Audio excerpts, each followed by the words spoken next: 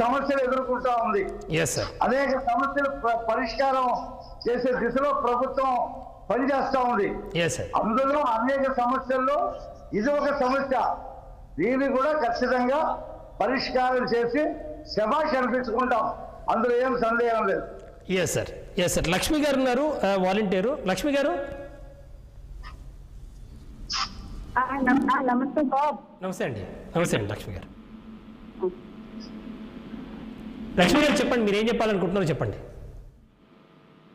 నమస్తే సార్, పెద్దలందరికీ నమస్కారాలు. ఇప్పుడు మనం ఏ పార్టీకి అతీతంగా జాయిన్ అవ్వలేదు. గవర్నమెంట్ వాలంటీర్ గా ఇలాగ ప్రకటించింది అంటే సరే గవర్నమెంట్ కదా, రేపు ఏదైనా ఫ్యూచర్ లో మనకి బాగుంటుంది అన్న ఆశతో జాయిన్ అయ్యి తర్వాత ప్రజాసేవ అనేది చేస్తుంటే వాళ్ళు కళ్ళల్లో చూసే ఆనందాన్ని బట్టి మా ఉద్యోగం జీతం పడకపోయినా చేసే పనిని బట్టి వాళ్ళు మమ్మల్ని రిసీవ్ చేసుకోవడం కానీ చాలా సంతోషంగా ఫీల్ అయ్యి మా ఉద్యోగాన్ని మేము చాలా ఇష్టంగా చేసాము. కరోనాలో కూడా ప్రతి ఒక్కళ్ళు తన ఫ్యామిలీని ఎవరు పట్టించుకోలేదు, ఏ వాలంటరీ అయినా.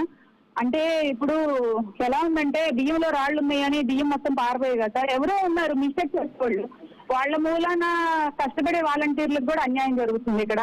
అదొకటి పెద్దలు దృష్టిలో పెట్టుకోవాలి. ఎందుకంటే కష్టపడి చేసిన వాళ్ళు ఉన్నారు. ఇప్పుడు లంచాలు తీసుకున్న వాళ్ళ గురించే మాట్లాడకూడదు కదా, కష్టపడి చేసే వాళ్ళ గురించి కూడా మాట్లాడాలి కదా. అలాగే కష్టపడి చేసి తన ఫ్యామిలీని కూడా కరోనాలో పట్టించుకోకుండా ఏ కేసు వచ్చినా ఫస్ట్ ఉండేది వాలంటీరే. ఫస్ట్ అంబులెన్స్ ఎక్కించేది వాలంటీరే, ఏఎన్ఎం గారికి తెలిపేది వాలంటీరే, కరోనా టెస్ట్ చేయించడానికి తీసుకెళ్లేది వాలంటీరే.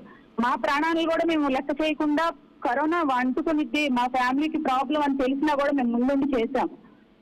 కానీ ఇప్పుడు ఈ ఎన్నికల ముందు చాలా మందిని బలవంతంగా రాజీనామా చేయించిన వాళ్ళు ఉన్నారు.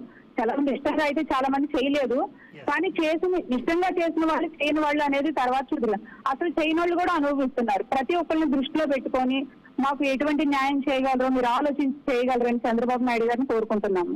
రైట్ మా ముప్పాల సుబ్బారావు గారు ఉన్నారు. సుబ్బారావు గారు, ఇక్కడ ఇంకొక చిన్న కన్ఫ్యూజన్ వస్తూ ఉంది.